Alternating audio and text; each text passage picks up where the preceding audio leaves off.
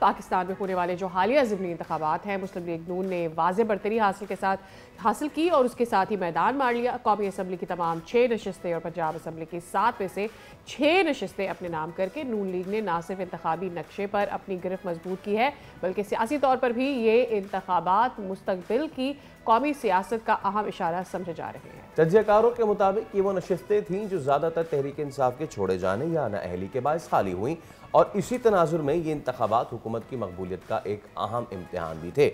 इस इलेक्शन में सबसे बड़ा अपसेट हरिपुर के हल्का N18 में सामने आया, जहां PTI की हिमायत याफ्ता उम्मीदवार शहनाज उमर अयूब को भारी मार्जिन से शिकस्त हुई। नून लीग के बाबर नवाज खान ने 43,000 से जायद वोटों के फर्क से ये सीट जीतकर हरिपुर में एक नए सियासी मंजरनामे की बुनियाद रख दी है। और सियासी माहिरीन अब ये कह रहे हैं कि नताए जाने वाले बजट और हुकूमती पॉलिसीज़ और मरकज़ या फिर पंजाब में नून लीग की पोजीशन को मज़ीद मजबूत करने में अहम किरदार अदा कर सकते हैं और इसके साथ ही अपोजिशन की हिकमत अमली और वाटर टर्न आउट जो हमें इस वक्त देखने में मिला है, तहरीक इंसाफ की गैर फाल इंतखाबी सूरत हाल भी नताइज के मरकजी अमामिल में शुमार होती है। इस पर मजमूई क्या पर्सपेक्टिव बन रहा है, ये जान लेते हैं। सीनियर तज्ज़ियाकार एहतशामुल हक साहब हमारे साथ मौजूद हैं। अस्सलाम वालेकुम sir, a very good morning to you. हम शायद ये एक्सपेक्ट कर रहे थे कि नून लीग को अक्सरियत मिल सकती है, लेकिन इतनी वाज़े बरतरी मिलेगी, वाज इट एक्सपेक्टेड? देखिए, कुछ चीजें तो ऐसी हुई हैं जो एक्सपेक्टेड हुई हैं, कुछ अनएक्सपेक्टेड से भी एक्सपेक्टेड बात बन गई कई जगहों पे। देखिए, ये दो हल्कों की जो बात हो रही है आज PTI के अपने हार्ड कोर के लोग बातें कर रहे हैं कि हरिपुर हमारा सूबा था, हमारी एडमिनिस्ट्रेशन थी, एक पुलिस वाले मारे थे, AC मारा था, DC मारा था, कोई ऐसा बंदा नहीं था जो हम इल्जाम लगा सकेंगे धांधली हुई है। तो आप देखते हैं कि वहाँ पे हारना वाकई पाकिस्तान का सबसे बड़ा हल्का ये समझा जाता है, ये हरिपुर वाला। अब वहाँ पे हारने का मतलब तो यही है कि फिर ये सही मानों में जिसको कहते हैं सेटबैक पार्टी को। लाहौर के मामले में सादिया इनके अपने लोग ये बात मान रहे हैं कि वहाँ तो हम मानते हैं, इसलिए कि वो हमाद अजहर एक मुद्दत से अंडरग्राउंड थे, उनके पोते अपना उनके कहते हैं बेटे ने इलेक्शन लड़ा, बल्कि उनके भतीजे ने इलेक्शन लड़ा उस सीट के ऊपर, बल्कि सीट तो उनके वालिद की थी जिसके ऊपर आपने देखा कि इलेक्शन जीते हैं। तो लोग कहते हैं कि जी वहाँ तो जिस अंदाज से हमने देखा कि ना वहाँ पे कोई कंपेन की गई, ना कोई लोग आए, ना कोई खड़ा हुआ सामने तो लिखा था, वहाँ वो हार गए। हरिपुर वाले पे मामले कहते हैं ये वाकई हमारे लिए बहुत बड़ा सेटबैक है, क्या हुआ कैसे हुआ ये तो बाद में देखेंगे। और इंटरेस्टिंग बात यह है कि इसके बाद पार्टी के अंदर इख्तलाफात और नए शुरू हो बात भरे पड़े हैं। आप देखें शेर अब्दुल मरवत को देखें, बाकी लोगों को देखें कि जी ये क्या है, आपने इलेक्शन का बाइकाट क्यों किया, फिर आपने इससे पहले कमेटियों से रिजाइन किया, असेंबली पार्लियामेंट से क्यों किया, और वो यही सवाल कर रहे हैं। और फिर आप देख लें एक और जो हुकूमती हल्के सवाल कर रहे हैं, वो कहते हैं कि आप कहते हैं धांधली हुई, आपने तो इलेक्शन नहीं लड़ा, आपने तो बाइकाट किया हुआ, आप किस बुनियाद पे कहते हैं कि जी यहाँ पे धांधली हुई है। तो मेरा ख्याल है ये बहुत अरसे के बाद पार्टी के अंदर ये बातें शुरू हो गई हैं कि अब लोगों के साथ इंटरेक्शन पार्टी का नहीं रहा। जिस तरीके से आपने देखने इख्तलाफात हैं, पार्टी को हाईजैक किया हुआ है वकीलों ने, और जो हार्ड कोर पॉलिटिकल लोग हैं उनसे बात नहीं की जा रही। एहतशाम साहब, ये तो पीपल्स ये तो PTI की बात हो गई। Where does Peoples Party stand now? क्या अब हमें लग नहीं रहा कि पीपल्स पार्टी की ज़रूरत नून लीग को रह सकती है? सो पीपल्स पार्टी की सियासत को कितना बड़ा सेटबैक है ये? देखिए, वो तो बहुत बड़ा धचका है सादिया, वो तो बिल्कुल ही साफ हो गए। पंजाब में तो वैसे ही आपने देखा कि उनका कोई वो नहीं था, हार्डी 2-3 उनके MP है जो जीत के आए थे, अब तो इसके बाद तो कोई बात ही नहीं रहेगी। और फिर आए दिन जो इंटरनली जो अंदर से खबरें आती हैं कि इमरान कहते हैं कि जी हमें ब्लैकमेल किया करते थे कि हम आपका साथ दे रहे हैं, नतीजतन आप हमें एक बड़ी पॉलिटिकल स्पेस की होता है पंजाब में, आप हमें दें, क्योंकि अगला इलेक्शन अगर पंजाब से हम नहीं जीते तो बिलावल भुट्टो को प्राइम मिनिस्टर बनाने का ख्वाब जरदारी साहब को कैसे पूरा होगा। तो वहाँ पे भी आप देख लें जिस तरीके से इनके मौजूदार आने, एक जगह पे तो डायरेक्ट मुकाबला आपने देखा मेरा गाजी खान में PTI का आपका पीपल्स पार्टी और PMLN के बंदे का हुआ, वहाँ पे वो हार गए। तो मुझे लगता है एक तो आपने देखा सादा अक्सरियत अब PMLN की हो गई, अब उन्हें जरूरत नहीं रहेगी इनकी। दूसरी तरफ ये इशारा भी है उनके लिए कि भाई देखें आपकी हर बात हमने मानी थी, और ये खास तौर पे जो बात कही जाती थी कि जी ठीक है ये 26वीं आईन तरमीम में आपकी बहुत सारी बातें मानेंगी, लेकिन 27वीं में भी मानेंगे, बट 28वीं जब आएगी तो कहते हैं कि सारी चीजें NRC का रिव्यू भी होगा, नए सूबों की बात भी होगी, फिर इसी तरह से ये जो डिविजन पूल है इसमें से जो पैसा आपको ज्यादा जाता है उसमें भी आपको चोटी लगेगी। तो आपको मांगेडोल कहा जा रहा है कि ये NF is NF, Peoples Party को हुकूमत का साथ देना होगा, पीछे एस्टैब्लिशमेंट यही चाह रही है। इसमें तो मेरा कहता है पीएमएलएन के लिए रास्ता बड़ा साफ हो गया आगे मूव करने के लिए। मैं यही आपसे पूछ रहा था, बाई इलेक्शंस का जो ट्रेंड होता है वो यही होता है कि जो उस वक्त की हुकूमत होती है, जो पार्टी जो रूल कर रही होती है वही बाई इलेक्शंस में भी रूल कर रही होती है, दिस इज़ वन थिंग। लेकिन ये सिचुएशन ना ये थी कि मिक्स अचार मामला है हमारी हुकूमत का, पीपल्स पार्टी नून लीग इकट्ठे गोइंग ऑन, हालांकि जब कोई इख्तलाफ होता है तो वो एक दूसरे से दामन झाड़ लेते हैं, लेकिन है तो फिर एलाइड ही ना। अब इस सारे मामले में जो ये बाई इलेक्शंस हैं और इनके रिजल्ट्स हैं जो कि नून लीग को ज़्यादा फेवर कर रहे हैं, ये क्या शो करते हैं अवामी सतह पे, अवामी तासुर? अवाम समझते यही है कि ज़्यादातर जो पार है वो नून लीग के हाथ में, या फिर इसको कैसे डेसिफर करेंगे आप? देखिए अच्छा आपका सवाल है। देखिए बुनियादी तौर पे तो लोग यही बात कर रहे हैं कि हमेशा ये कहा गया और पीटीआई की तरफ से कहा जाता था कि जी हमने तो नून लीग का पंजाब में सफाया कर दिया है और उसके बाद तो अब इनका कोई जांच ही नहीं है। तो ये बहुत बड़ा जबरदस्त तरीके से कम बैक किया पीएमएलएन ने। अभी देखिए दानी के इल्जाम भी उस तरह नहीं है।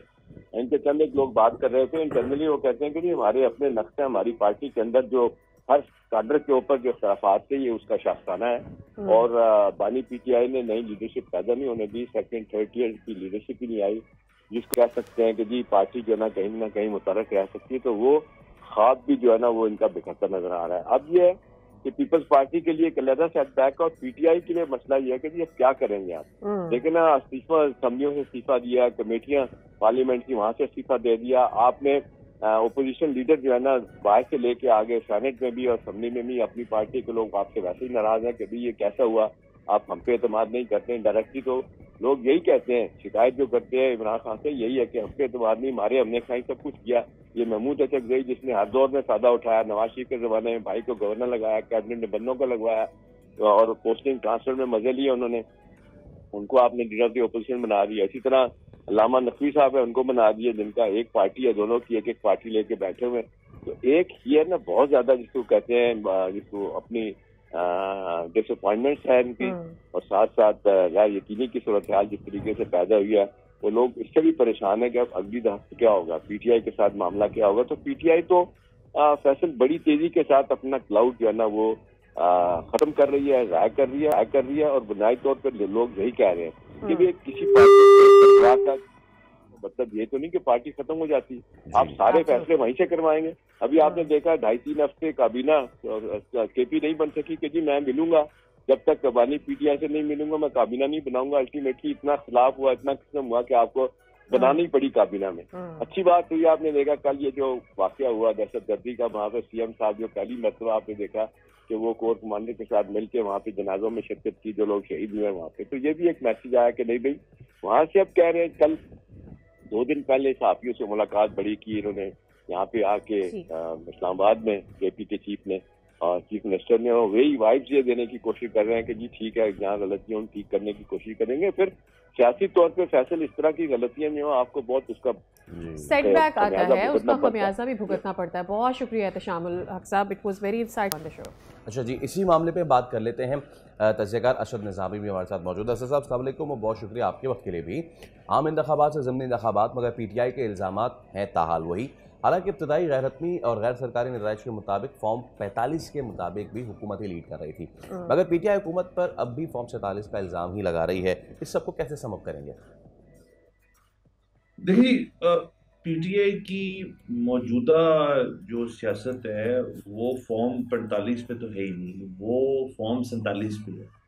वो इस चीज़ की बात करते हैं कि जहाँ पे जी इसकी कंपाइलेशन होती है रिजल्ट्स की, उस हद तक हमारे तक ये शफाफ नहीं होते जो आपके हतमी नताइज होते हैं, तो उनकी सियासत वहाँ तक महदूद है। 45 की तो आप जनरल इलेक्शन में बात ले लें तो 45 की बात जो थी वो बहुत जल्दी ख़त्म हो गई थी और 47 के ऊपर सारी बात आ गई थी। अब रही बात ये कि जो पीटीआई का एक मौक़िफ़ है उसके बारे में करना क्या है, तो हमाद अजहर साहब का बयान था इस दिन का और दीगर और जगहों से हमें जो बातें पता चली उसकी हद तक आप इनकी जो मजबूरी है उसका भी अंदाजा करें तरीके इंसाफ का, कि उनका एक पार्टी लाइन जो है वो है ही फॉर्म 47 के ऊपर, फॉर्म 45 के ऊपर है नहीं। तो उसको मद्देनजर रखते हुए यहाँ पे भी यही बात जो थी वो मुतवक्के थी, और उन्होंने उसी चीज़ को इख्तियार करते हुए ये बयानात जो हैं पेश किए हैं। तो इनके ऊपर मेरे ख्याल में कोई इसको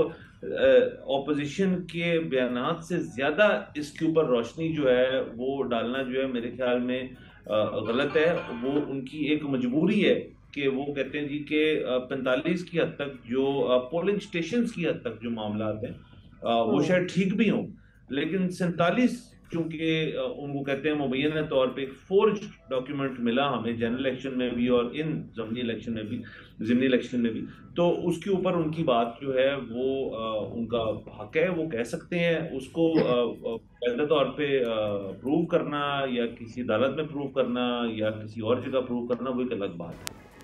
अच्छा, लग ऐसा रहा है कि हालात हुकूमत के लिए फेवरेबल भी हैं, और अगर ऐसा है तो फिर पंजाब हुकूमत आपको क्या लगता है कि बल्दियाती इंतखाबात की तरफ क्यों नहीं जाती? क्यों सूबाई असम्बली और नेशनल असम्बली का उम्मीदवार वो गटर लाइन या पानी की लाइन्स डलवाने के वादे करके वोट लेता है? ये काम तो शहरी हुकूमतों और इंतज़ामिया का है ना। ये आपकी बात बजा है बिल्कुल कि ये काम जो होते हैं ये सारे एक बल्दियाती निज़ाम के तहत होने चाहिए, और बल्दियाती निज़ाम का ये काम, देखिए बात असल में है रसाई की। अवाम एक नुमाइंदे को इलेक्ट करते हैं वोट देके, वो उनको वोट देते हैं और वो कहते हैं कि जी हमारी नुमाइंदगी करेगा। एक MP और एक MNA तक रसाई आम आदमी तो कभी हो नहीं सकती, इसलिए तो बल्दियाती निज़ाम होता है। अब उस बल्दियाती निज़ाम की हमने एक डिले की है उसको इतनी देर के लिए, तो यहाँ तो रसाई है ही नहीं बिल्कुल। अब ये कितनी एक अजीब सी बात है कि यहाँ पे जी आपने सड़क बनवानी है तो MP के पास जाइए, यहाँ पे आपने कोई अगर ट्यूबवेल लगवाना है, आपने कोई और चीज़ करनी है तो आप MNA के पास जाएंगे। ये एक हद तक मज़ाहिया बात भी है। अब वक्त आ गया है कि बल्दियाती इंतखाबात जो हैं वो जैसे भी हो रहे हैं, मैंने जैसे पहले जिक्र किया कि उनका इंतखाबात का तरीक़ेकार जो है उसमें तब्दीली आई है, लेकिन उससे भी करवा लें, लेकिन अवाम की रसाई जो है वो सबसे अहम इसके अंदर मौक़िफ़ है कि वो अगर जब तक नहीं होगी तब तक जो है ये मामला जो है ठीक नहीं होंगे। आप किसी भी बड़े सूबे की बात कर लें, और आप मैं पाकिस्तान की हद तक की बात कर लें, दुनिया भर में देख लें, जब तक बल्दियाती निज़ाम नहीं होगा तो वो जवाबदेह हैं फिर अवाम को, और अवाम जो है वो ये चीज़ें जो है वो उनसे पूछ सकती हैं। यहाँ पे कोई MP है, कोई MNA जो है वो एक्सेसिबल नहीं है किसी अवाम, किसी शहरी की हद तक। बल्दियाती निज़ाम से ये चीज़ें बेहतर होती हैं, और मेरे ख्याल में इस चीज़ को तस्लीम करके पंजाब गवर्नमेंट को ये चीज़ जो है थोड़ी सी बहुत शुक्रिया आपके, और सुबह सुबह हम आपसे इंतखाबात के हवाले से आरा ले रहे थे। चलिए सब्सक्राइब करें और बेल दबाएं ताकि कोई खबर रह न जाए।